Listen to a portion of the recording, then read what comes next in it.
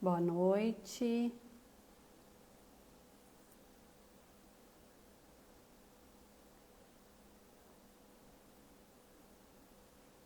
Boa noite. Boa noite a todos. Daqui a pouco daremos início à nossa live de hoje. Dr. Fabrício, boa noite. Boa noite a todos. Eu estou aproveitando para clicar aqui para a gente encaminhar, que já vamos começar ao vivo. Boa noite, doutora Ju. Estão me ouvindo bem?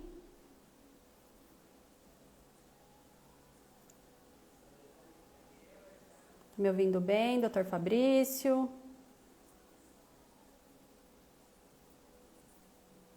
Vamos lá, boa noite a todos. Dar início a mais uma live. Começar a nossa maratona de lives. Ah, que ótimo. Doutor Vinícius já está aqui, já. Boa noite a todos.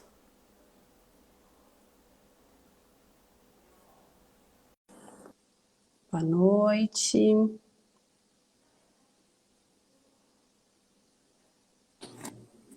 Olá, doutor Vinícius. Boa noite, doutora. Tudo bem? Boa noite, tudo bem? Como que o senhor está? Tudo bem. Como é que está a minha imagem? Tá ótima, tudo certinho.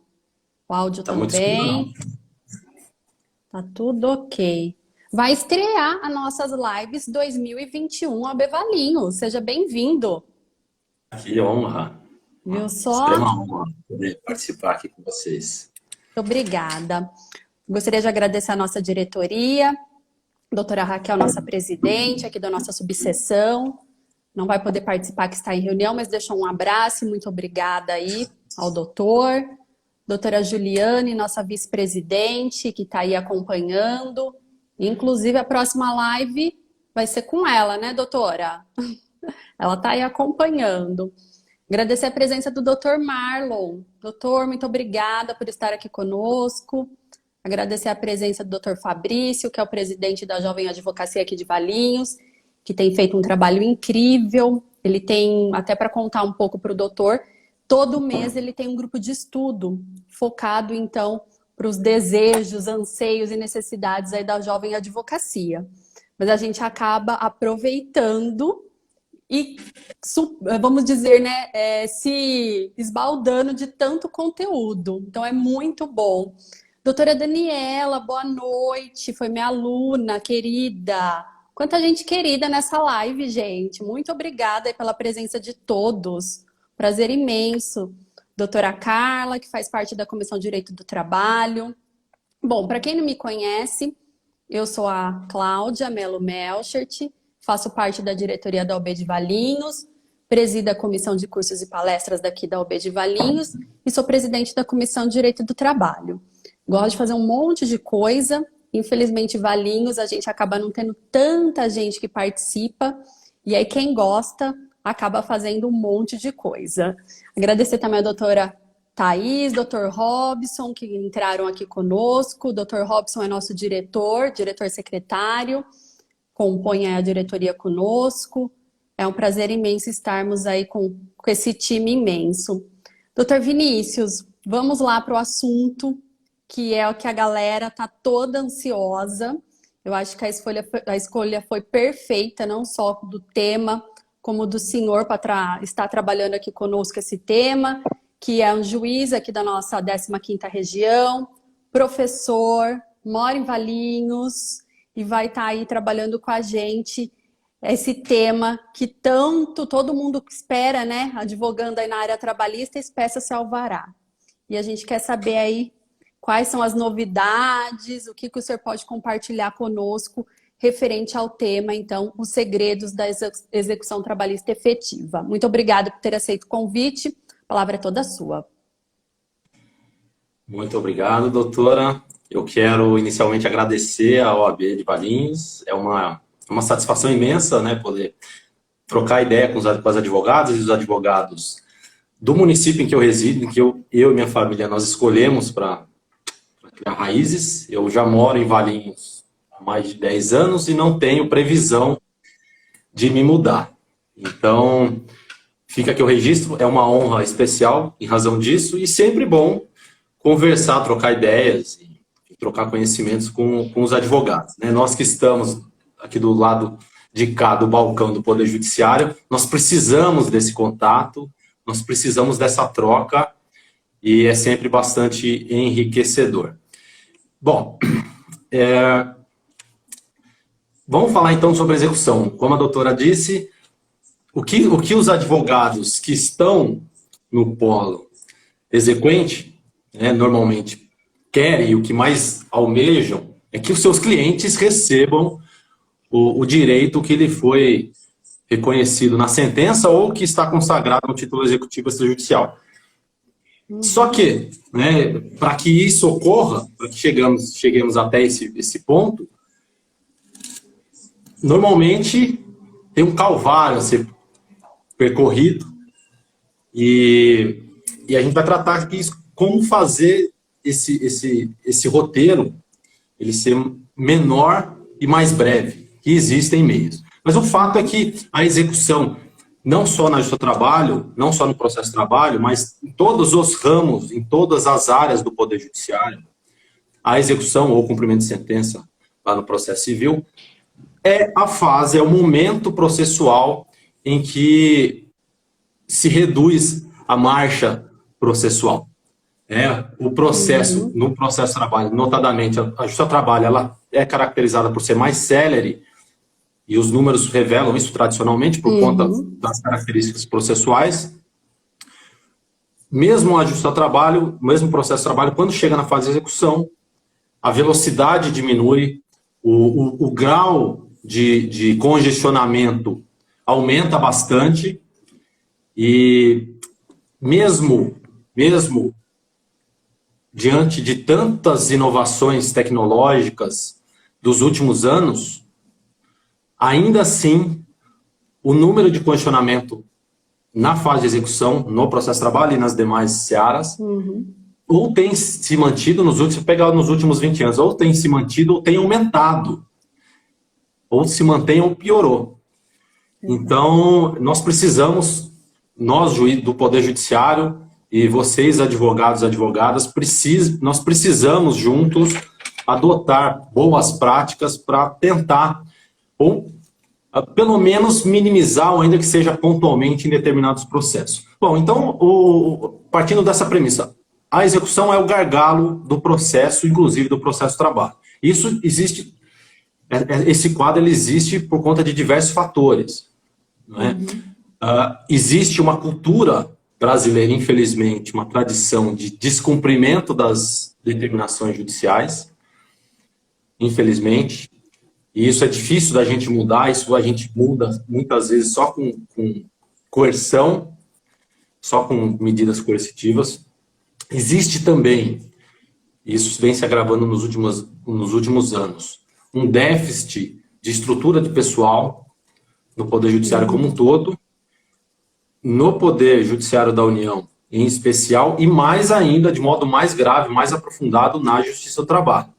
Nós tivemos restrições orçamentárias nos últimos anos, como todos sabemos, que atingiram fortemente, diretamente a Justiça do Trabalho, e, como eu disse, de modo mais profundo do que os outros ramos do Poder Judiciário da União. Certo. E essa estrutura de pessoal numérica, ela tende a se agravar, porque nós não podemos repor juízes e servidores. Quando o servidor se aposenta, como ele continua gerando, entre aspas, despesa para o tribunal, nós não podemos repor esse servidor ou esse juiz aposentado. Mesmo quando falece, se tiver pensionista, não é possível fazer essa substituição, esse preenchimento da vaga. Então veja que existe uma tendência de aprofundamento desse déficit de pessoal, embora todos saibamos que os servidores de justiça do trabalho são exemplos de qualificação.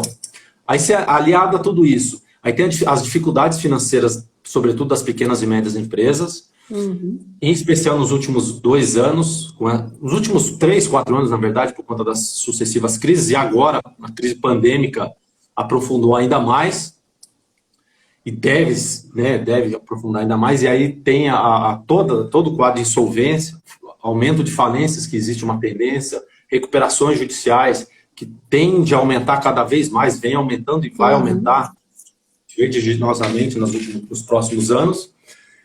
Aí, mais alguns temperinhos. Ocultação patrimonial, e agora aprimorado pela blindagem patrimonial, os advogados sabem também disso, né? A blindagem patrimonial, muitas vezes, ela é desviada para finalidades abusivas, embora seja possível a blindagem patrimonial lícita, há casos de desvio, de excesso ou de desvio. E, por fim, existe uma falta de domínio e uma falta de concentração de esforços na fase de execução de todos os operadores, de grande parte dos operadores do direito, em especial na justiça do trabalho. Porque na justiça do trabalho, tradicionalmente, a execução era de ofício. Isso, a execução era de ofício. Então, os advogados não tinham tanta preocupação em conduzir o processo na fase de execução. Isso cabia sempre ao Poder Judiciário, então isso acabou gerando uma cultura de, vamos dizer assim, de passividade, entre aspas, de desnecessidade de atuação proativa da advocacia na seara trabalhista. Isso acabou gerando um déficit, vamos dizer, que agora, por conta da reforma, que exige atuação ativa na condução da fase de execução pelos advogados, pelas partes. Agora os advogados precisam abrir os olhos, porque senão, enfim, o processo fica parado e aí vem o monstro da prescrição intercorrente. E fica sempre com a faca, com a espada na cabeça. Aqui, antes de eu prosseguir, doutora, deixa eu fazer alguns registros aqui, e senão o tempo passa e a gente não vê. Aqui eu quero registrar a presença da minha mãe que é advogada, é servidora aposentada e advogada, ela sempre acompanha as lives, prestigiando. Seja bem-vinda. Aqui eu vejo a Eliane Taveira, está por aí, Eliane Dantas. Aqui o Wagner Filho, que é professor e colega. Legal. No TRT 18, grande professor, a doutora Cláudia, aqui da região, a Camila, colega. Doutora Camila. Já fica aí o convite para a live, hein, doutora Camila? Está feito o convite. A doutora Tainá, do Jurídica na Rede, doutora André Amin, de Campinas, grande abraço. Grande abraço. Enfim, o Gilmar, do perfil Efetividade na Execução.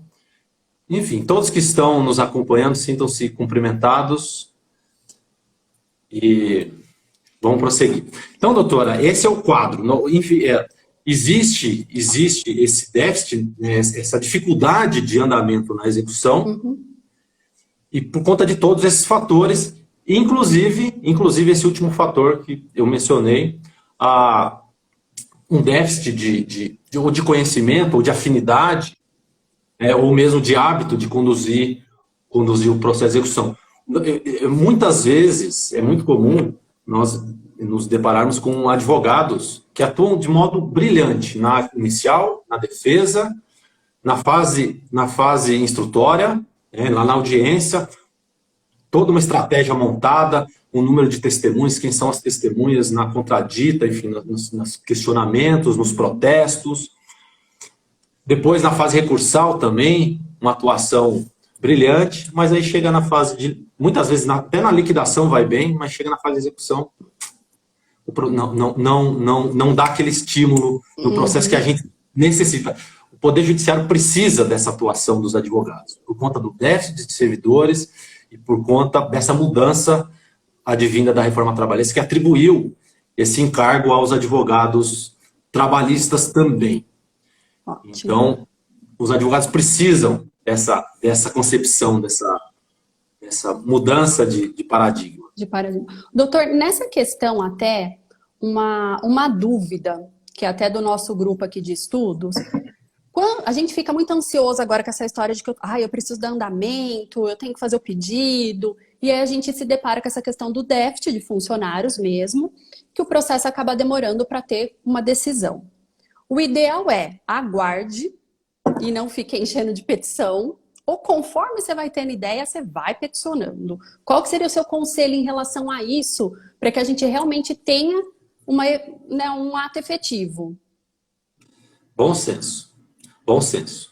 Veja, o ideal é que, por exemplo, quem atua em Campinas são 12 varas, né? Cada vara tem um andamento diferente, isso não é uma peculiaridade do seu trabalho, mas quem atua em locais com diversas unidades sabe que cada unidade tem um procedimento diverso, dentro dos limites legais. Certo. O ideal é que se você perceber que o juiz da vara, que ele tem uma interpretação dessa atuação, da necessidade de condução pela parte, se tem uma interpretação de que é necessário que você atue passo a passo, requeira passo a passo, o ideal é que o advogado ele acompanhe o processo. Se o juiz, a partir do momento em que foi homologado o cálculo, o juiz intima para que o advogado requeira o que entender de direito, dê andamento ao feito, que o advogado, que ele apresente os requerimentos, mas veja, requerimento de andamento de execução, não adianta você trazer um carimbo, tá, genérico, pleiteando todas as ferramentas possíveis e imagináveis. Se você pega lá no nosso despachão aqui no Fórum de Campinas, que tem todas aquelas medidas, você copia, cola, tem muitos advogados que fazem isso. Isso aí não tem efetividade. Você vai dar o start na execução, o juiz vai determinar as ferramentas restritas de pesquisa básica, e depois vai voltar para você se manifestar. O ideal é que você acompanhe o processo e verifique. Se você apresentou o primeiro requerimento da execução e o juiz determinou a realização da utilização das ferramentas básicas, né? Pesquisa de dinheiro e ativos, imóveis, por meio do ARISP e do CNIB, onde se utiliza, e Renajude. Feito isso, aí depois você tem... Aí que tá. Até aqui é a atuação comum. Até aqui é a atuação comum. Sei lá, quero utilização das ferramentas eletrônicas. Antigo Bacenjude, né? Cisbajude, Renajude, ARISP, Infojude. Isso aí é o básico. Isso aí é o básico. Tá? Por isso que é pesquisa básica. Lá a gente vai lá no 835, aqueles primeiros, na ordem de prelação legal, de penhora, são aqueles primeiros bens a serem penhorados, objeto de penhora. Daqui para frente, daqui em diante, aqui que muda. A advocacia, o advogado que atua estrategicamente na execução, tá? Aqui é o divisor de águas. Porque daqui para frente, não adianta você apresentar requerimento aleatório, genérico, infundado. Você tem que saber o que vai pedir, para que servem essas ferramentas e, se possível, trazer indícios e cruzar informações. Saber interpretar as respostas às ferramentas. Não adianta você pedir CCS, Infojude, enfim, e utilização, quebra de sigilo bancário, sigilo fiscal, quando for o caso, lá no final da utilização de todas as outras ferramentas, ou mesmo que inibe, e aí depois você não sabe utilizar essas ferramentas, você não sabe interpretar a resposta, aquela documentação. Você não adianta o advogado pegar aquele documento, ler, não conseguir interpretar, não conseguir extrair nenhuma informação, enfim, aí não adianta nada, né? É absolutamente inócuo. Então, o importante é que os advogados saibam o que pedir, como pedir, formulem esses requerimentos, tá?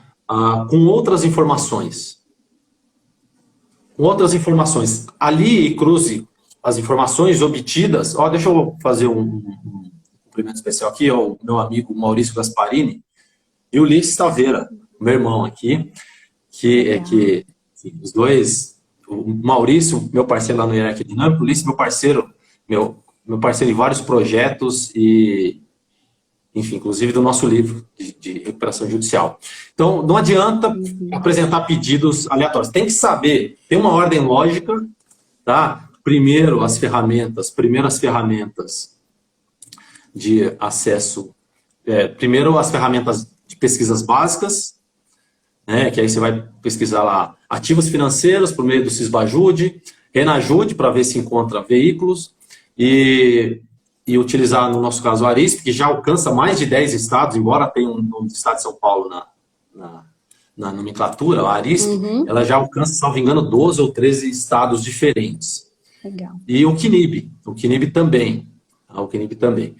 Então, essa é a primeira etapa. Passou isso, feito isso, aí a gente dá um passo a mais. Aí o ideal é que o advogado se utilize de ferramentas abertas, de acesso público, para obter algumas informações, alguns indícios, algumas fumaças, tá? Para que a partir daí ele possa, e até mesmo informações com o cliente, a empresa funciona, não funciona, mudou, funciona outra empresa, e tem um site, vende pela internet, vende pelo Instagram, pelo Facebook. A partir dessas informações, você vai fazer uma pesquisa em fontes abertas e vai trazer indícios, elementos para que o juiz determine a utilização de outras ferramentas, vá adiante na utilização das ferramentas de acesso restrito. Então, é muito importante para não ficar só no básico, né? Tem tantas outras ferramentas. E precisa ir além. Até a doutora Camila já colocou aqui. Teoricamente, comece pelo básico. Não vai querer pedir já o que está lá na frente. Mas é importante que a gente vá além. E o que a gente acaba vendo é que muitos acabam ficando ali naquele básico mesmo e não tem conhecimento para ir além. E agora é o que nós estamos ansiosos para ouvir. Vem todas as dicas. Tá bom, vamos lá. Então, para a gente, assim, antes da gente falar de ferramentas eletrônicas, eu gosto de falar assim, tem que ter uma atuação estratégica como um todo. Tá? Não adianta só chegar na fase de execução. O advogado, além de atuação estratégica na fase postulatória, na fase instrutória, enfim, lá na fase recursal, na liquidação, ele tem que atuar desde o momento pré-processual, já pensando na execução. Tá? Você não compra uma caneta no cartão de débito ou de crédito sem que tenha sido feita uma pesquisa financeira ou patrimonial sua. Agora, você, advogado, você vai trabalhar durante anos numa demanda processual, sem saber o risco de sucesso ou insucesso? Vocês, advogados, vocês antes de ajuizar uma reclamação trabalhista, uma ação no cível, qualquer que seja, você pesquisa, faz uma pesquisa financeira sobre a parte contrária, sobre o seu cliente. Você faz alguma pesquisa financeira? Não precisa responder. Tá? Nós temos ferramentas abertas de acesso público que podem trazer elementos importantíssimos para que o advogado, antes de ajuizar a ação, ele já saiba quais medidas ele vai adotar desde a fase de conhecimento para garantir a efetividade da execução. Vou dar alguns exemplos básicos, tá? Básicos. Primeiro, tem que fazer uma pesquisa financeira, a condição financeira e patrimonial. Então, você vai lá, protesto, Serasa, associação comercial, enfim, faz a pesquisa para saber a situação da empresa. Se a empresa está bem ou mal, isso já interfere se você vai pedir desconsideração ou não no início, né?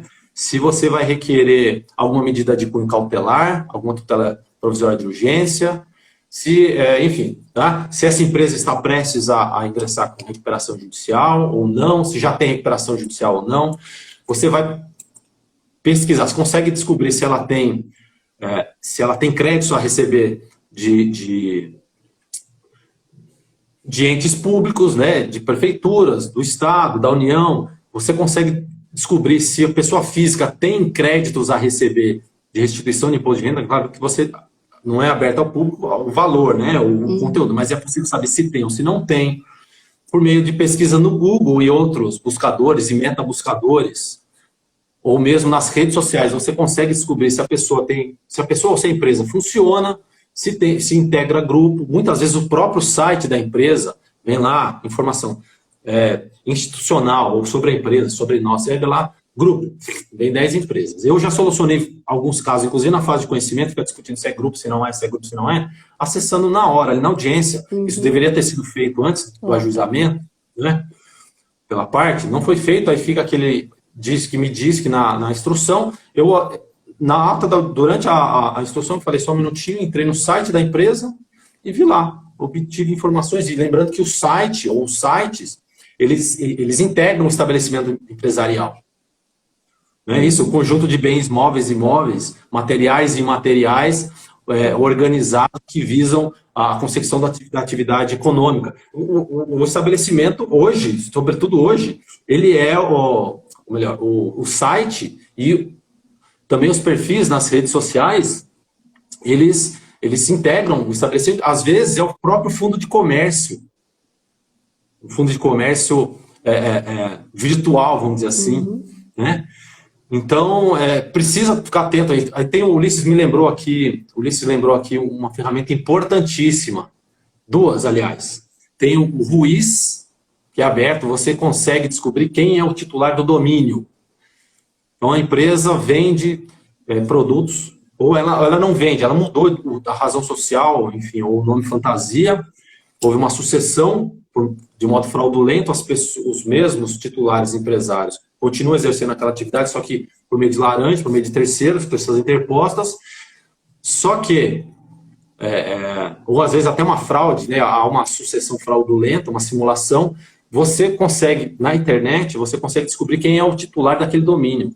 Se você tem uma empresa e vende pela internet, ou você mantém um contato com seus clientes, com seus fornecedores, por meio da internet, por meio do site, você tem um domínio, você não vai transcender esse domínio para um terceiro. Aí, muitas vezes a pessoa faz a simulação, coloca laranjas, como peça de ferro na empresa, para uma outra pessoa jurídica, só que o domínio continua em nome do antigo, do real titular da empresa. Então, vamos lá, Ruiz, depois eu digito aqui, vou até entrar com outro perfil aqui, para ficar mais fácil. Ruiz, você consegue encontrar quem é o titular do domínio.com.br. Diga, ia fazer uma pergunta? Eu ia só comentar que eu participei do curso de vocês e eu aprendi essa super dica e ela está me ajudando em uma execução minha. Então, realmente é uma dica super valiosa, vale muito a pena. E eu não conhecia. Ó, o Ruiz, que você encontra o titular do domínio, também já usei em execução, em fase de conhecimento, consegue resolver bastante coisa cruzando informações com JUSESP, com informações obtidas na junta comercial. Algumas juntas comerciais têm informações públicas. A Junta Comercial de São Paulo é espetacular.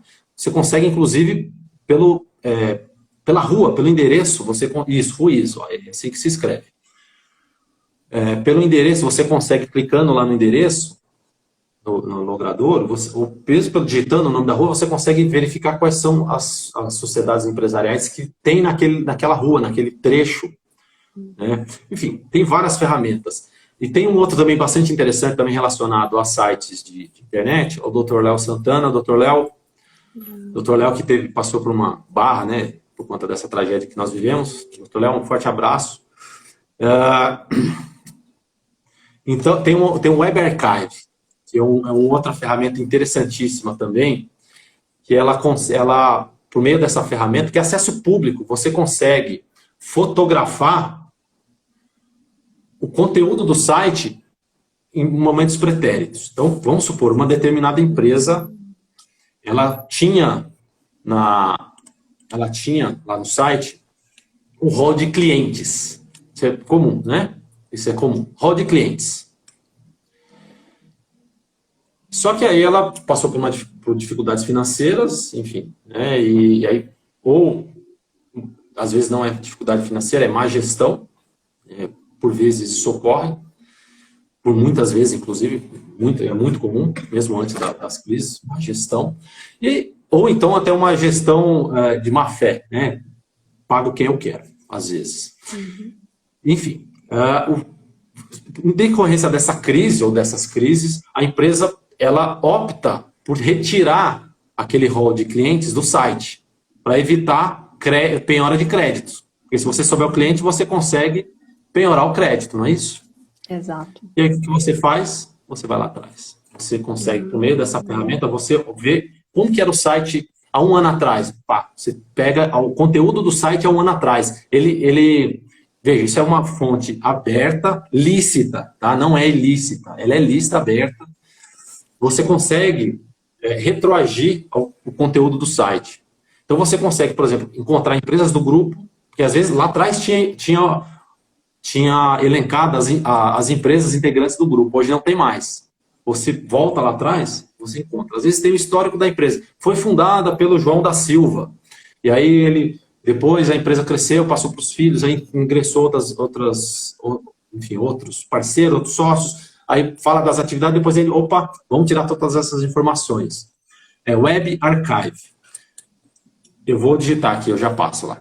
Enfim, então tem várias ferramentas, tem muitas ferramentas de acesso público que podem trazer elementos, olha lá, o doutor Fabrício já escreveu, que podem trazer elementos que servem de subsídio para que você avance na utilização das ferramentas de acesso público. Então, desde o início, você faz essa pesquisa, tá? Você faz essa pesquisa lá na fase pré-processual, monta um dossiê, que a gente fala, saúde financeira da empresa, condição patrimonial, tem ações, não tem, contra, e no polo ativo, no polo passivo, tem créditos para receber, quem são os sócios, quem são os ex-sócios, os retirantes, etc. Tem empresas do grupo, tem sucessores, você tem que ver isso antes. Tem que ver isso antes de ajuizar. Ajuizou, aí você tem medidas processuais capazes de evitar fraude, execução e de encurtar o processo. Tutelas de urgência, desconsideração da personalidade jurídica, inclusive na fase de conhecimento.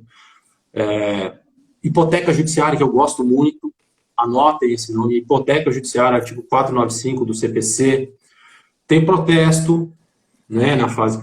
Execução provisória, a averbação premonitória na fase de execução é possível, enfim. Indisponibilidade de bens já na fase desde a fase de conhecimento, quando for o caso. Existem várias ferramentas que na fase de conhecimento você já consegue garantir que a execução tenha maior probabilidade de ser efetiva. Então tem que ficar atento a isso. Você não pode pensar só na efetividade da execução quando chegar na execução, porque às vezes é tarde. Às vezes já houve dilapidação do patrimônio, ou às vezes ele tinha um patrimônio e outros exequentes conseguiram a constrição e alienação desses bens, né, por meio da adjudicação ou da ação pública. Então você tem que ficar atento, tem que agir desde o início, porque nesse meio tempo, entre o ajuizamento e a execução, pode passar 1, 2, 3, 4 anos, e aí você sabe que, né, a gente sabe que muita coisa pode acontecer nesse meio tempo.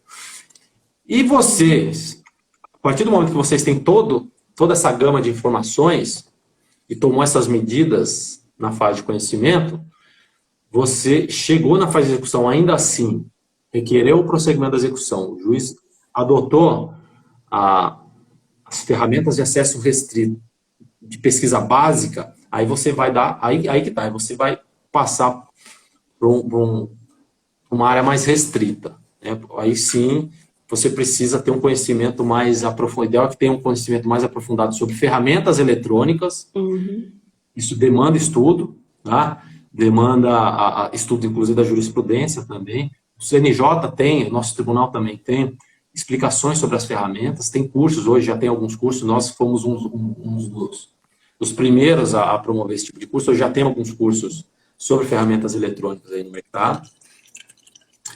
E precisa conhecer porque você precisa saber o que pedir, quando pedir, para que pedir e depois interpretar. Tá? Então vamos lá, nessa segunda fase, vamos dizer, o Ulisses, ele faz uma classificação, e o Ulisses é um dos maiores experts hoje em ferramentas eletrônicas. Eu vou no vácuo dele, né? Eu vou atrás. Olha, eu tenho acompanhado, o quarteto tá fantástico mesmo, viu? Parabéns. O Danilo e o Leandro, né? O Danilo Diniz e o Leandro Magalhães, que também fazem parte lá da execução estratégica. Feita, então, a pesquisa básica, e não encontrados bens, você pode passar, então, para a pesquisa intermediária, né? A utilização, a pesquisa de bens móveis, em geral, semoventes, existem ferramentas que você consegue fazer pesquisa e restrição de semoventes, de gado, sobretudo, navios e aeronaves. Tem uma ferramenta, que agora, depois eu dou uma olhada no nome, tem uma ferramenta eletrônica de acesso público que você consegue verificar se a pessoa tem aeronave. Você pode falar assim, eu nunca vou usar isso, né? Enfim, raramente o executado, o reclamado é tão bem de vida. Mas há casos em que aparentemente a empresa ou o grupo está quebrado, mas esse dinheiro pode ter ido para algum lugar antes, né? É muito comum ter desvio patrimonial e desvio financeiro antes da situação, da dificuldade, da crise econômica e financeira se externalizar. Sim. Se tornar aparente. Então, você, nesse segundo momento da pesquisa patrimonial, da utilização intermediária, então você vai requerer a utilização de ferramentas, aliado com essas ferramentas de acesso público. Então, você vai pegar bens móveis gerais, semoventes, pesquisa de ações e cotas. Você consegue, você pode requerer penhora de percentual de faturamento, né, direitos aquisitivos.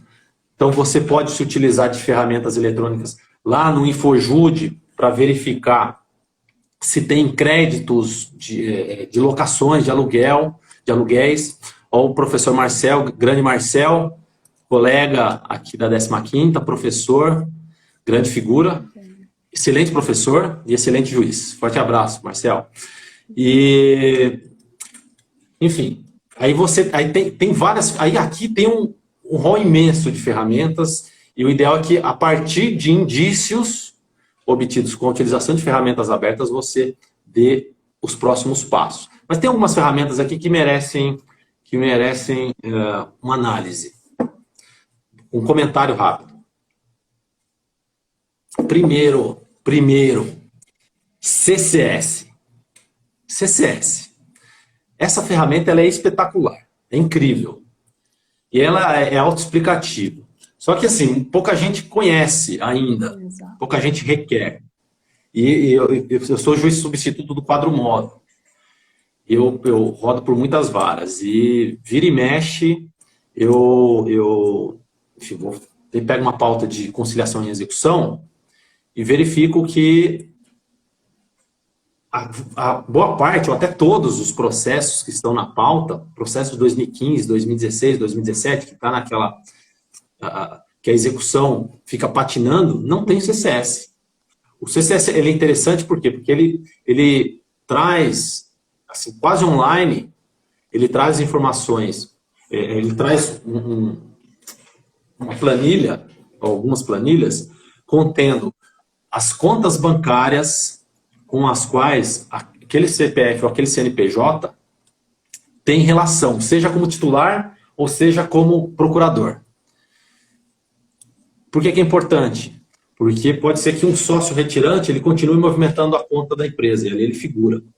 Ou sócio de fato, que não aparece, não figura no contrato social, ele pode figurar como procurador para movimentação de conta bancária. Sabe quando você passa a procuração, ou você recebe a procuração para movimentar a conta bancária? Então, essa informação ela consta do CCS. Então, o CCS vem... No CCS, na resposta do CCS, vem lá todas as contas em que o executado ou os executados figuram como titulares ou como procuradores. Então, só que assim, aí você tem que saber interpretar. Tem que saber interpretar essas informações. Aí que tá. Porque às vezes ele é procurador, mas pode ser que ele seja diretor da empresa, pode ser que ele seja gerente. Tá?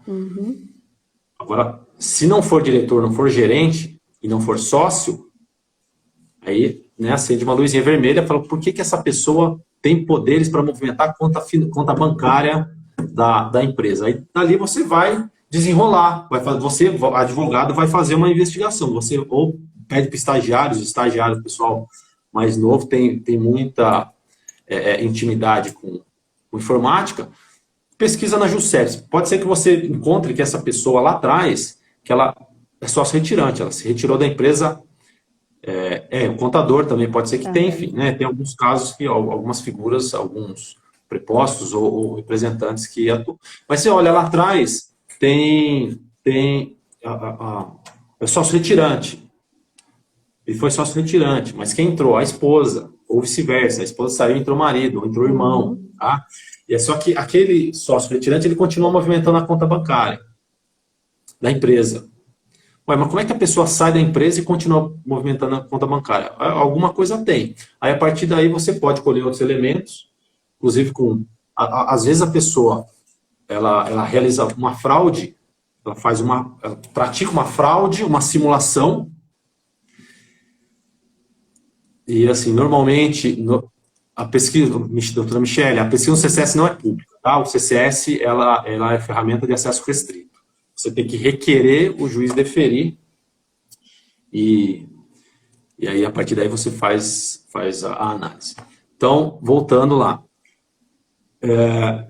Até perdi o fio da meada aqui. Bom, então, com o CCS, você pode encontrar pessoas que se retiraram da empresa ou que não fazem parte da empresa e que movimentam a conta bancária da empresa. De pessoas físicas, você consegue também, e aqui a doutora Tainá fez uma observação interessante, você desconsiderou a personalidade jurídica. A partir do momento que você conseguiu a desconsideração da personalidade jurídica, ou se o executado for pessoa física,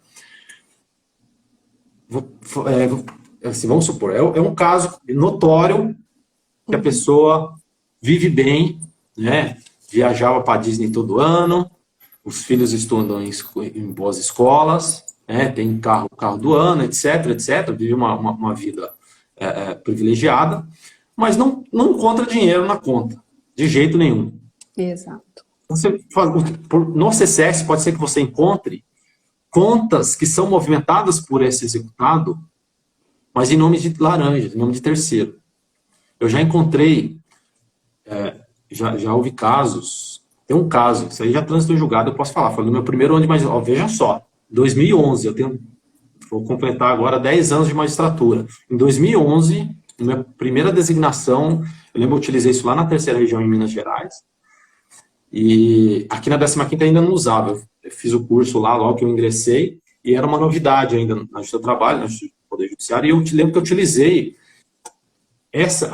o CCS de modo conjunto com a declaração de imposto de renda. Eram sócios de uma construtora, tinha feito a desconsideração da personalidade jurídica, tinha encontrado grupo, etc., mas não encontrava dinheiro de jeito nenhum. Eles foram lá, eles foram na região ali, numa região de Minas Gerais, eles ganharam várias licitações de municípios da região, aí terceirizaram e contrataram um número grande, significativo de trabalhadores, terminou a obra, fechou, tchau e benção, vou embora, vou voltar para São Paulo, vou voltar para o meu apartamento no Morumbi e não pago ninguém. E ficava derrapando a execução. E numa semana de execução, a gente concentrou esforços nesse caso, nós pegamos a declaração de imposto de renda dele dos últimos anos e o CCS. Usamos as informações, nós descobrimos que ele movimentava as contas dos filhos de 14 anos. 14, ele tinha um casal de gêmeos. E assim, tinha, né, a própria declaração de imposto de renda trazia informações relevantes que traziam indícios de que ele vivia uma vida bem acima da média e tinha dinheiro, tinha movimentação de dinheiro. Os filhos estudavam em escolas caras, tinha viagens, etc. Tinha alguma declaração de dinheiro guardado, dólar, etc., que é bem acima da média. E nisso, nós conseguimos descobrir que ele movimentava as contas dos filhos, e filhos menores. Né? E o pai e mãe eram sócios. O que nós fizemos? Incluímos os filhos no polo passivo, né? Bloqueamos tudo. Inclusive cartão de crédito, tudo. Tinha cartão de crédito no nome dos filhos, tudo, né? Tudo. Tinha uma vida normal, só que às escondidas. No dia seguinte choveu petição requerendo a conta. Isso que é interessante. Quando vocês, advogados, conseguem cercar, advogado de executante, consegue cercar os maus executados, isso tem um efeito, reflexo interessante, pedagógico. Porque primeiro que quem atua em regiões mais interioranas, cidades menores, sabe bem, né? Tem aqueles advogados que atuam de modo bastante incisivo, que a execução tem efetividade, e tem aqueles né, que são conhecidos. Ah, ele vai ajuizar a ação, vai ficar esperando, tal, e vai, fica aquele lenga-lenga, não dá nada. Ponha-se no lugar do advogado do reclamado, do executado. Se você advoga para uma empresa, você tem uma reclamação trabalhista conduzida por um advogado atuante na execução, que conhece as ferramentas, que utiliza essas ferramentas abertas, que, enfim, investiga a vida da empresa, do sócio, e um outro que só, simplesmente, ele apresenta a petição inicial, você vai priorizar quem para pagar? Com certeza. Não tem dúvida, né? Uhum. Não há dúvida. Então, vocês, advogados, vocês passam a ter fama de advogados, sabe, advogado que faz a diferença. Você vai ser visto como um advogado com quem não se pode brincar. Porque se chegar na execução, vai bagunçar a vida do executado.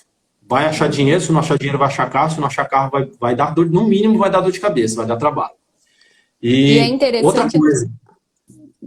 Só cortando um minutinho, doutor. É interessante que é uma ferramenta que ela é muito importante, claro, para o exequente, mas a gente não pode esquecer também no caso de uma responsabilidade subsidiária, né? Até esse exemplo que o senhor comentou, geralmente tem responsabilidade subsidiária aí no meio, né? E as empresas, os advogados também de reclamada, nesse caso, tem que ficar esperto, tem que ir atrás das ferramentas, porque se caso contrário, você que vai ter que pagar o prejuízo, arcar com todo esse prejuízo aí, né? Então é muito importante a ferramenta. Ou até mesmo numa ação de regresso. Sim. Uma ação de regresso. E hoje em dia, sucumbência, né? Sim, exatamente isso que eu ia dizer. Aqui, quando nós falamos de exequentes, não necessariamente reclamantes. E tudo isso que eu estou falando, serve para o seu trabalho e para o seu comum também, processo civil. Porque todos os institutos processuais, a grande parte, eles são advindos do CPC, ou tem congêneres no CPC, e as ferramentas eletrônicas, grande parte, são regulamentadas pelo CNJ, e boa parte dos TJs já regulamentaram, já adotaram. E se não adotaram, cabe a vocês, advogados, se organizarem aí nas subseções, juntamente às seccionais, para pleitearem nos TJs a adoção dessas ferramentas, porque é do interesse dos órgãos do Poder Judiciário também, né? Não é só enfim, todos nós que atuamos com a justiça, tanto no lado do Poder Judiciário quanto os advogados, quanto o Ministério Público, todos nós, a ideia, né, a atuação de todo esse grupo, todo esse conjunto, deve convergir para a efetividade da prestação jurisdicional. E é do interesse do tribunal, seja o Tribunal de Justiça, o TRF, o TRT, a adotar, implementar essas ferramentas se elas trouxerem efetividade. Então, voltando lá. Então, CCS, anotem isso aí e requeram a utilização do CCS e aquelas informações cruzem com outras informações. Instagram, você muitas vezes consegue informações, além da vida particular, privada, de pessoas físicas, muitas vezes vida profissional. No LinkedIn, eu teve um caso interessante, foi na fase de conhecimento. Que eu solucionei, que era um caso de revelia, olha só, caso de revelia, o caso de terceirização revelia. E assim, a ferramenta eletrônica, ela serve para execução, serve para a fase de conhecimento, serve em prol de um polo ou de outro. A ferramenta ela serve para esclarecer a verdade, tá? Seja na fase de conhecimento, seja na fase de execução. E esse foi um caso em que a utilização da ferramenta eletrônica, ela beneficiou o reclamado, porque era um caso, tinha pedidos inverossímeis, fatos inverossímeis, né, pedidos turbinados. A primeira reclamada, notoriamente, ela era revel, e a segunda reclamada ia lá e enfim, apresentava uma grande empresa, apresentava aquela defesa genérica, e só que os advogados, eles, da reclamada, que estava presente a segunda reclamada, a tomadora, eles foram bastante atuantes, com bastante cuidado na audiência de instrução, e eles insistiram em várias perguntas. E o azar do reclamante, nesse caso, foi que eram duas reclamações trabalhistas sucessivas, as audiências. E um foi testemunho do outro. Só que as informações trazidas por ambos foram absolutamente contraditórias. Inclusive, não tinha documento, não tinha nada nos autos, e os poucos documentos que tinha também contradiziam. E eu consegui solucionar aquele caso, sabe com o quê? LinkedIn. Uau!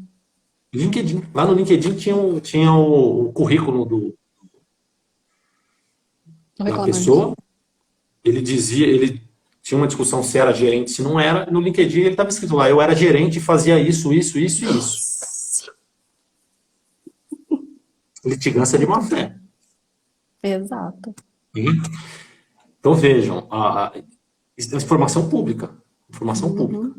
Isso aí, o ideal é que o advogado tivesse trazido essas informações, mas não trouxe, né? Eu ali no exercício, dos poderes instrutórios, eu posso até nós podemos até um certo limite, né, a partir de certos indícios, nós podemos exercer o poder instrutório de ofício. E aí eu fiz isso, eu falei, não sou ninguém obrigado a julgar contra aquilo que não acredita, com base nos fatos, né, que não são inverossímeis. Isso, apesar da revelia da confissão, eu não sou obrigado a tomar como verdadeiros aqueles fatos se eles, considerando as regras de experiência comum e considerando a nossa vida comum, se eles são absolutamente inverossímeis. Eles me levam a acreditar numa mentira evidente. Enfim, nesse caso, eu utilizei na fase de conhecimento. Mas você pode utilizar essas informações, por exemplo, na execução, ou mesmo, né, preparando para uma execução. Pode ser que ele tenha uma informação de um sócio retirante ou de um sócio de fato, que ele coloque lá no LinkedIn, que ou que ele pode se dizer sócio, CEO, gestor, tá? O que quer que seja, o nome que ele quiser dar, pode ser que ele coloque lá, eu sou gestor da empresa tal. Eu sou empresário. Empresário do ramo de construção civil. Aí, tá lá no LinkedIn, que ele é empresário do ramo de construção civil. Aí você entrou lá no Facebook dele. Tem fotos com, sei lá, máquinas da empresa, com logotipo da empresa. E aí você acessa, aí o CCS tem essa pessoa como procurador das contas bancárias, você fecha. Liga uma coisa com a outra. Você fecha. Essa soma de indícios, ela é suficiente para, segundo alguns, construir uma prova ou suficiente para convencer o juiz. Reduz ali a barra probatória e a gente julga com base nos indícios, inverte o ônus probatório, enfim, aí tem toda uma outra discussão. Mas o fato é que cabe ao advogado fazer essa investigação, utilizar essas ferramentas de acesso público, acesso restrito, atuar estrategicamente desde o momento pré-processual para conseguir, quando chegar na execução, encontrar bens. Com facilidade ou não, mas encontrar bens para tentar resolver. Perfeito, muito bom. Não é só em briga de família, não, né? Direito de família, a gente tem um monte de briga, o pessoal juntando. Antes era Orkut, agora é Facebook, Instagram. Olha aí, a gente também tem que investigar para realmente conseguir ter sucesso aqui dentro da execução. Não, em todos os ramos, veja. E não só quando você for execuante. Como eu falei, você vai advogar, você é advogado, você assina um contrato com o cliente, né? Enfim, seja um contrato de risco ou não. Você não faz nenhuma pesquisa patrimonial dessa pessoa, mínima, financeira? Você não tem convênio com associação comercial? Enfim, não. O ideal é que se fizesse, não é isso? O ideal é que se fizesse. Você está prestando serviço a crédito, no fio do bigode. Então, o interessante é que você tome essas cautelas. Você que presta consultoria para uma empresa, tanto trabalhista ou não, né? Mas na área trabalhista, ela contrata empresas prestadoras de serviços. A Lei 6.019, com as alterações advindas da Lei de Terceirização e da Reforma Trabalhista, expressamente obriga o tomador de serviço a fazer uma fiscalização financeira, um controle financeiro. Uma fiscalização financeira do prestador de serviço. Ele tem que fazer essa análise antes, e eu entendo que ele tem que fazer durante o contrato também, a viabilidade financeira do prestador de serviço. Alguém faz isso? Não. Então, se você... E isso tem íntima relação com o compliance. Enfim, o compliance ele impõe à empresa que exija dos prestadores de serviços corriqueiros que eles também adotem internamente o compliance. Enfim, vocês precisam ter essa noção. De que precisa fazer uma pesquisa financeira, patrimonial, enfim, de toda a estrutura empresarial, lá no cível também, para que você consiga, lá na fase de execução, de cumprimento, encontrar patrimônio, encontrar bens, enfim. conseguir... E para direito de família, então, né, quando tem briga envolvendo pensão, também a utilização dessas ferramentas, ela também pode, inclusive ferramentas abertas, né? Ostentação nas redes sociais, pode trazer indícios fortes para que você consiga uma desconsideração inversa da personalidade jurídica, né? Uma blindagem patrimonial com utilização inversa na pessoa jurídica, ou, enfim, a quebra do sigilo bancário, sigilo fiscal, também importante, não? E o terceiro passo, né? Se você não conseguiu na básica, não conseguiu na intermediária encontrar bens, aí a gente vai para um terceiro passo. Essa etapa é uma etapa bem delicada, que é a quebra do sigilo bancário e sigilo fiscal. A Camila falou bem lá atrás, né? Não adianta você pedir quebra de sigilo bancário e querer a quebra do sigilo bancário pelo Sisbajude ou pelo Simba lá no início. Sim. Não adianta. Não adianta. Porque quebra de sigilo bancário e sigilo fiscal são medidas muito delicadas, porque elas ingressam diretamente, elas afetam diretamente os direitos fundamentais do executado. Elas entram na intimidade, na privacidade, no sigilo, porque elas, né, fazem uma devassa na vida financeira e na vida patrimonial dos executados. Por conta disso, são medidas excepcionais. Você só vai pedir o dossiê RIF da Receita. Só vai requerer Simba, quebra de sigilo bancário pelo Sisbajude ou COAF. Só vai pedir essas ferramentas que são mais agressivas, mais incisivas, depois que você utilizou todas as demais ferramentas. Tá? Todas as outras ferramentas. Porque, como eu disse, são medidas excepcionais. E aí tem que fazer a ponderação, né? Proporcionalidade. Primeiro que elas têm que ser adequadas, mas não só isso, ela tem que se pautar pela proporcionalidade estrita. Você só pode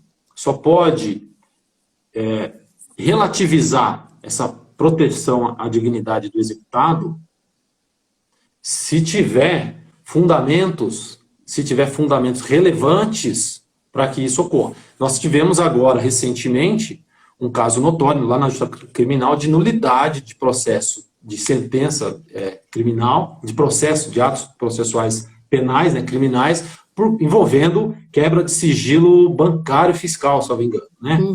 Porque, enfim, são ações mais delicadas, tá? Mais delicadas. E você tem que, primeiro, você tem que esgotar todas as outras medidas. Esgotou todas as outras medidas, aí sim você vai, com base em indícios, tem que ter indício de ocultação de patrimônio, com base em indícios de ocultação de patrimônio, por isso é importante utilizar as ferramentas abertas, que você formule pedidos fundamentados, fazendo um resumo, tá? Não precisa escrever uma bíblia, resuminho lá, o processo tramita desde 2010, e tal, fez acordo, não pagou, fez outro acordo, não pagou, conseguiu penhorar um carro, não foi suficiente, etc. Apesar de se utilizar todas as ferramentas eletrônicas, já teve diligência de oficial de justiça na casa, etc., a empresa não funciona mais, não foram encontrados nenhum bem, não foi encontrado nenhum bem dos executados. Nesse cenário, considerando, no caso do quebra de sigilo fiscal, lei complementar 105, etc., você apresenta o requerimento e aí é ideal que você traga, você tem que trazer indícios de ocultação de patrimônio. Tá? São ferramentas subsidiárias, excepcionais, na última etapa, e você tem que trazer indício, tem que trazer justificativo. E a decisão ela tem que ser bem fundamentada. Não basta ser um modelo padrão. Por isso que o seu requerimento tem que ser fundamentado também, até para você estimular, para evitar nulidade. Certo. Para evitar nulidade. Porque uma quebra de sigilo bancário, sigilo fiscal padronizada, ela tem tudo para ser declarada nula posteriormente. E se declarar nulidade, pode ser que encontre valores e depois, imagina se encontra valores com uma quebra de sigilo bancário e depois regride 1 ano, 2 anos né, de processo, isso aí aquele dinheiro não acha nunca mais. Né? Já foram tomadas definidas. A doutora Tainá, ela fez uma pergunta interessante aqui, se o ideal é requerer o CCS ou o SIMBA após o IDPJ. Porque é o seguinte, ó, IDPJ, a desconsideração da personalidade jurídica, ela, todo mundo sabe isso, né, está lá no CPC, também a CLT também fazendo remissão ao processo civil, também possibilita. Ele pode, a desconsideração da personalidade jurídica ela pode ser requerida desde o início do processo. Tá? Primeiro, isso aqui é interessante porque se você fez aquela pesquisa prévia, pré-processual, e... Não tem mais. O pessoal está perguntando sobre o tempo, agora não tem mais Agora limite. não tem mais isso, fique tranquila. Se fez aquela pesquisa prévia e constatou que a empresa está em dificuldade, que a empresa tem outras reclamações trabalhistas, enfim, que ela está com protesto, está com Serasa, etc., você já pode, desde já, por força do artigo 28, inciso 5º do CDC e do artigo 10A da CLT, você já pode requerer a desconsideração da personalidade jurídica desde a inicial. Tá? Desde a petição inicial, em qualquer momento na fase de conhecimento. Se for na inicial, não precisa incidente, você vai requerer e vai ser decidido na sentença. Tem colegas e tem na doutrina que entendem que não tem interesse. Eu entendo que tem interesse porque isso é importante, por quê? Porque isso você evita a fraude de execução. Você estabelece um marco temporal em que o sócio foi integrado no polo passivo.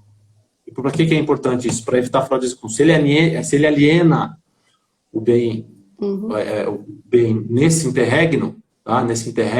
Você estabeleceu um marco temporal ali, dali para frente fica mais fácil de configurar, de caracterizar a fraude de execução. Se você deixar para desconsiderar só na execução, corre o risco de chegar lá na frente ele ter vendido antes, aí fica muito difícil. Você vai ter que conseguir uma prova muito forte de uma fraude tremenda, ou então você vai ter que ir para São Pauliana, e aí vai ter que partir comum. Mas olha, doutor Vinícius, vou confessar que a gente só aprende isso na dor, viu? São muitos anos de experiência, a gente apanhando para conseguir chegar nesse caminho. Não tem dúvida. Não tem dúvida, porque a execução é muito complexa e a gente estuda muito pouco isso na faculdade. Não só na faculdade, tá? Enfim, quando quem vai prestar o OAB estuda muito pouco execução e nos concursos, tá? Nos concursos de carreiras do Poder Judiciário em geral, nós não, por conta da imensa vastidão de temas, nós acabamos não nos concentrando tanto na execução, na fase de cumprimento. Nós estudamos, né, os principais temas, o andamento, mas esses detalhezinhos, só a prática mesmo, em um estudo mais afinado e mais afiado, para a gente conseguir aprender. Deixa eu só completar a pergunta da doutora Tainá. Ela perguntou sobre o IDPJ, sobre o CCS e sobre o Cisbajude, é isso? Isso. Enfim, sobre a quebra de sigilo. Sobre o tá. SIMBA é quebra de sigilo bancário, tá? Assim como o Cisbajude também, enfim, até tem quem diga que são muito parecidos. Só que são demorados para responder, o Cisbajude prometia ser rápido, não está sendo rápido, está sendo demorado, enfim, tá meio tumultuado, mas fica lá para a terceira etapa. O SIMBA, o ideal é que o SIMBA, a quebra de sigilo bancário pelo Cisbajude, porque o Cisbajude ele tem duas funcionalidades, mais de duas, né, na verdade, mas duas principais. Ele tem a penhora de valores, bloqueio de valores, que é o antigo Bacen, né, que o antigo Bacen fazia, e tem essa pesquisa, essa quebra de sigilo bancário. Então, a gente está falando da quebra de sigilo bancário. Então, o ideal, doutora Tainá, é que a desconsideração da personalidade jurídica, ela, se possível, ocorra na fase de conhecimento. Se deixar para fazer isso só na fase de execução, eu entendo que não há necessidade de se fazer o IDPJ depois de se esgotarem todas as ferramentas. Eu entendo, na verdade, que intimou, não pagou já é suficiente. Mas para evitar discussão, tenta as ferramentas de pesquisa básica, né? Cisbajude, dinheiro, Arispe, CNIB e Renajude. Feito isso, pode requerer a desconsideração, que já é mais que suficiente. Tá?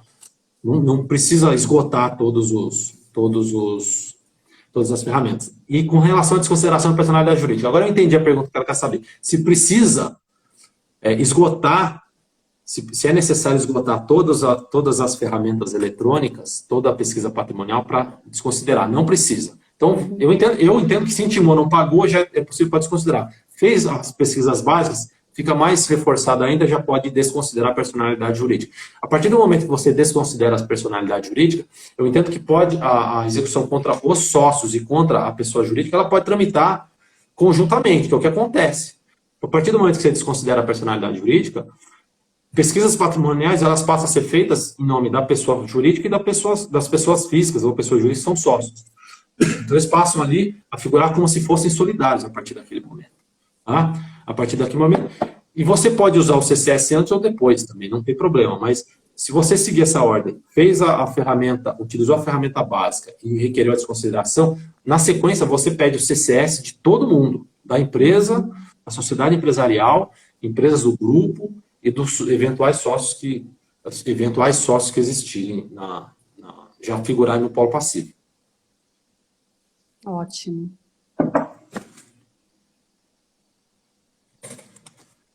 A doutora Michele. Michele. Tem juiz que diz que não esgotou todas as possibilidades. Mas em relação a quê que você diz? Em relação à desconsideração da personalidade jurídica? Bom, aqui, por isso que é interessante. O advogado estratégico, estrategista, ele, veja, ele não pode se satisfazer com uma resposta negativa. O juiz indeferiu, você tem que saber o que fazer. Você vai tomar medida, aí você tem que ver qual que é o entendimento do tribunal, se é mandado de segurança, se é agravo de petição, e aí você apresenta um requerimento. Você vai para cima, vai para cima. Ah, o tribunal manteve, vai para cima, vai para o TST, tem jurisprudência no TST. É isso que eu falo, o advogado, o estrategista, ele precisa conhecer o ordenamento jurídico, conhecer o processo, conhecer todos os caminhos do labirinto processual na execução, quais são as possibilidades, né, os passos seguintes da parte contrária, do juiz. Se o juiz indefere, qual que é a medida cabível? Você sabe a jurisprudência do seu tribunal, a jurisprudência do TST sobre essa matéria? Então é importante, por isso que é importante conhecer. Porque às vezes você teve uma atuação brilhante em todos os termos, teve uma atuação brilhante em todo o tempo no processo e chega na fase de execução, se não tiver essa atuação proativa, o processo ele não se resolve. O Fábio aqui fez uma pergunta, se no nosso livro a gente faz uma abordagem sobre atuação estratégica em face das empresas em recuperação judicial. Porque a nossa obra ela está em pré-venda, tá? Hoje a gente teve notícia que está prestes a sair da grade. Eu já adquiri o meu, estou só esperando. E, assim, no nosso livro, a gente trata atuação estratégica em face da empresa de recuperação judicial. E a gente faz essa abordagem, né? Que mesmo contra a empresa que está em recuperação judicial ou que está em grave crise, que provavelmente, ou que possivelmente virá a ingressar com recuperação judicial, você tem que tomar todas essas medidas, inclusive na fase pré-processual. Então, a gente aborda no nosso livro como que o advogado de credores, especialmente credores trabalhistas, como que eles podem quais medidas eles podem adotar para que o processo seja mais efetivo. E a gente aborda esses instrumentos, claro que a gente não aprofunda, porque não é esse o principal foco, mas a gente trata sobre atuação pré-processual na fase de conhecimento, atuação na fase de execução, e quando a gente fala em empresa de recuperação judicial, se é possível desconsiderar a personalidade jurídica, se pode executar empresas do grupo, se pode redirecionar contra subsidiários, né? Se a gente pode utilizar a hipoteca judiciária em face de empresa em recuperação judicial, isso tudo a gente trata na nossa obra. Doutor Edmilson, o livro se chama Manual Estratégico de Recuperação Judicial, Impactos no Direito e no Processo do Trabalho. Eu vou escrever aqui, quem quiser, eu estava até esperando uma resposta da editora, se eles iam me liberar um cupom para hoje. Deixa eu verificar aqui. Liberado, tá aqui, ó. Tem até um cupom. Para quem se interessar, tem um cupom de 15% Tem um cupom de desconto, parece que é de 15%. Eu vou até escrever aqui. Live 15, tudo minúsculo. Acabaram de responder faz alguns minutinhos. Live 15. Eu vou colocar aqui. Deixa eu ver se está. Quem se interessar, está em pré-venda lá no site da editora. E eles acabaram de disponibilizar um cupom para quem estiver acompanhando a nossa live, quem acompanhar entre hoje e amanhã. Eu preciso ver com eles qual será a validade. Deixa eu ver se eles me respondem. E aí, quem se interessar... Live...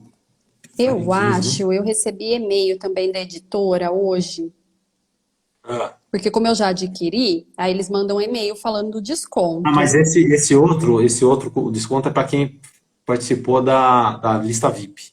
Ah, tá. Salvo engano. Quem está na lista VIP, quem aderiu àquela lista VIP lá. Legal. Eu não sei nem se tá valendo ainda. Ó, até dia 18 eles passaram nesse outro que eu tenho. Aí quem está na lista... Hoje é dia 16. Quem está na lista VIP recebeu esse e-mail, eu acho que tem outro cupom, mas isso aí parece que é só para quem aderiu à lista. Tá, legal. Doutor, aproveitando que nós estamos falando um pouquinho do seu livro, comente com a gente só um pouquinho aí de como que a gente pode executar as empresas que estão em recuperação judicial, quais são as dicas, de uma forma breve, para depois a gente voltar só para concluir ali o Sisbajude e o Simba, porque eu vi que tem pedido aí de diferença de um para o outro. Bom, sobre recuperação judicial.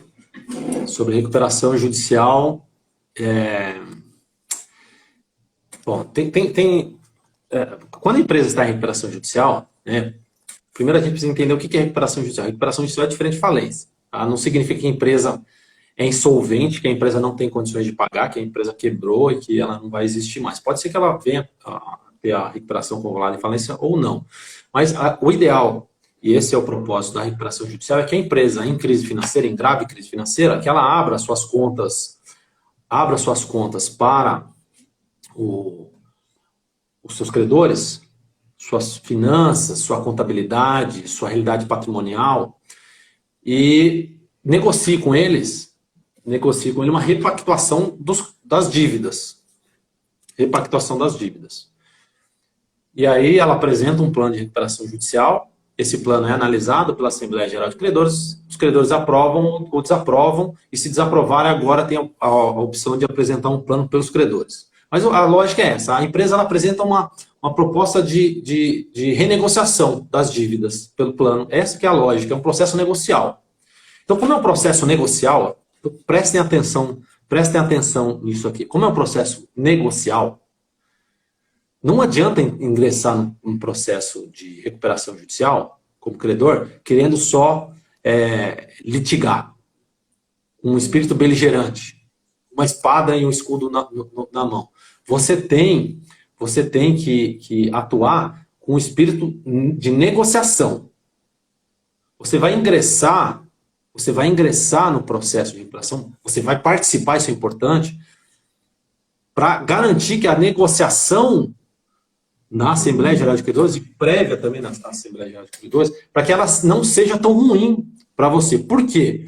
Porque tem um movimento nos últimos anos da jurisprudência, e isso reflete nos planos de recuperação, que vem aumentando os deságios sobre os créditos trabalhistas. Há alguns anos atrás, a jurisprudência nos TJs e no STJ não admitiam deságio de crédito trabalhista. Aos poucos, essa jurisprudência foi relativizando. Pode 10, pode 20, pode 30. Aí teve alguns casos paradigmáticos envolvendo honorários advocatícios, inclusive, de valores estratosféricos. Aí a jurisprudência aceitou a limitação na classe 1, e a partir daí, o restante foi para a classe dos quirografários, e aí incidiu o deságio. A partir daí, os planos passaram a prever deságio sobre os créditos trabalhistas na classe 1, e a jurisprudência passou a admitir, sob o fundamento de primazia, né, liberdade da Assembleia Geral de Credores soberania da Assembleia Geral de Credores. E o que acontece? Hoje nós temos deságios, tem deságio de 70%, 80%, 90%. Eu vou achar um aqui. Tem um deságio da Pome Frutas, ainda não foi... Pome Frutas é o nome. Eu vou falar, pode ser que eu erre algum número aqui, mas eu sei que esse é um caso que teve 100% de aprovação dos credores trabalhistas. Olha só. Tá? Quem rejeitou foram os quilografares. Subiu para o TJ, se eu não me engano, o TJ anulou a convolução de falência e mandou voltar para reajustar o plano. Mas os trabalhistas aprovaram esse plano. Olha esse plano que ele previa. Ou você recebe até 6 mil e poucos reais, 6 mil e poucos reais em 90 dias, ou você recebe até 12.500 em, sei lá, em 6 meses, um ano. O que passar disso vai para o ralo. Se você tem um crédito de 300 mil, você recebe 12.500 reais. Isso foi aprovado. Absurdo. Então, advogadas trabalhistas, vocês têm que conhecer o processo de recuperação judicial. E isso vai ter uma avalanche. Porque teve a lei nova, que estimulou, já teve regulamentação de renegociação de créditos fiscais, de FGTS, de parcelamento. Isso atrai muito as empresas. Tem um represamento de recuperações judiciais no segundo semestre de 2020 e agora vai ter uma avalanche de recuperação judicial e tudo com deságio, grande parte com deságio. Grande parte com deságio. E o crédito, os seus honorários subcomerciais, ou mesmo os contratuais, se você prestou serviço para a empresa depois da recuperação, eles vão lá na classe 1. Então você tem que participar da assembleia. Tá? Você tem que saber habilitar, você tem que saber impugnar o quadro, as relações de credores, quando e como impugnar. Você tem que saber como participar da assembleia, o que precisa participar da assembleia, qual que é o prazo para você apresentar procuração. Né? Vocês que representam credores trabalhistas e que são credores da classe 1 têm que se unir para ganhar força perante a empresa na assembleia. Tá? Tem uma lenda, muita gente fala assim, eu não participo porque não adianta nada participar. Mentira. Quem atua em recuperação judicial, muitos administradores, juízes de recuperação judicial, advogados também, eles falam que chegam lá na assembleia, advogados de credores trabalhistas, poucos comparecem e os que comparecem ficam de braços cruzados, não se manifestam, não apresentam nenhuma insurgência. Então vocês têm que saber atuar, tem que conhecer o processo de recuperação, tem que saber atuar. E outra, o processo de recuperação judicial ele pode ser uma fonte de honorários comerciais. Porque na fase judicial, as eventuais impugnações, agravos, etc., isso gera honorários comerciais. Então é outra fonte de receita para os advogados também. Então, advogados trabalhistas, inclusive isso pode ser até um nicho de especialização. Tem advogados que são especialistas em execução, que fazem parceria, atuam em parceria, prestam consultoria ou atuam em parceria com outros. Tem um aqui na região de Campinas que se especializou na fase de execução, especialmente na fase de alienação de bens. Legal. Tá? Enfim, isso é um outro nicho também que os advogados trabalhistas eles podem se especializar para prestar consultoria para os colegas da área trabalhista ou não, porque lá você é credor, você representa credores. Então você pode representar trabalhistas, microempresários, empresários, enfim. Tá? Ou você se representa mesmo seu crédito, porque se você tiver um honorário de 100 mil reais e tiver um deságio de 80%, sabe quanto você recebe? 20%. E o resto vai para o ralo. Você cede esse dinheiro para a empresa de recuperação para que ela possa se soerguer. Então você dá esse dinheiro. Enfim, e por conta desse cenário todo, foi inclusive por isso que nós resolvemos escrever esse livro, para a gente dar esse start, desse estalo, e tem muitas repercussões no processo de trabalho também. Né? Tem muitas repercussões. Ótimo. Nos TPIs, suspensão, etc., tem muitas repercussões. Muita coisa, assim. O livro era... A nossa ideia inicial era escrever comentários sobre a Lei 14.112, sobre os impactos da lei no processo de direito de trabalho. Essa parte ficou para o final, porque a gente começou a escrever comentários, falava, vamos escrever um manual, e virou um manual, tá? Muito bom. O manual. Aqui o Dr. Fábio, ele falou aqui, ó, que os trabalhadores só se lascam. Doutor Fábio, Depende. veja, aqui, por isso que é importante atuar na recuperação judicial, tá? Para mudar esse quadro. Os advogados trabalhistas, eles têm um papel extremamente relevante nesse momento para proteger o crédito trabalhista, proteger o valor social do trabalho, refletido nos créditos trabalhistas, e o valor social do trabalho que se reflete nos próprios honorários, lá na recuperação judicial. Porque se vocês não atuarem, depois não adianta chorar o leite derramado. Tem um caso grande aqui, que teve extinto recentemente, no caso de Viracopos. 100% de aprovação dos credores trabalhistas. 100%. E tem gente requerendo desconsideração, etc. Enfim. Mas 100% de aprovação. Ninguém se opôs. Quantos advogados têm ações contra Viracopos? Muitos. Quantos? Deve ter uma Muitos. boa parte aí, uma Muitos. parcela da nossa audiência deve ter. 100% de aprovação. Então, assim, tem que atuar. E às vezes vejam, é por cabeça, e é maioria relativa. Se chegar lá e tiver 10 advogados, tá? Vamos supor que cada um represente só seus clientes. São 10 votos. Se você conseguir 6 votos desses 10, se unir com colegas e conseguir 6, você não aprova naquela classe, e aí você barra o plano. Se você conseguir mais de 70%, você evita até o crandal, a aprovação judicial do plano. Então, assim, tem que atuar, tem que entender o processo de recuperação, a negociação e saber que vocês trabalhistas, advogados trabalhistas, que representam credores trabalhistas e se representam na recuperação, tem força sim, consegue mudar, consegue negociar, tá? Consegue negociar. Ótimo. E vai ter eu estou ansiosa já para o livro, porque eu já tive sentenças do senhor em relação à empresa em recuperação judicial, e já vem aquele tópico da desconsideração, que eu achei sensacional. Então, eu estou já ansiosa pelo livro, que com certeza ali vai nos ajudar muito para prosseguir as nossas execuções sem ter que habilitar o crédito lá no processo de falência. Essa é uma dica muito importante. Muito importante. Doutor Vinícius, eu sei que eu já estou tomando muito seu tempo, e se eu não te perguntar exatamente isso, o pessoal da Comissão de Direito do Trabalho, eles vão me matar. Que é realmente a diferença que tem lá com as duas ferramentas, né? O Sisbajude com a quebra do sigilo bancário e o Simba. Se é realmente só na questão de relatórios, de documentação que a gente tem que analisar quando vem de resposta, né? Porque me parece que o Simba tem acho que 5 relatórios e ou ao contrário, eu acho. O Simba tem muito mais e o Sisbacenjude acho que é um pouco mais fácil de entender.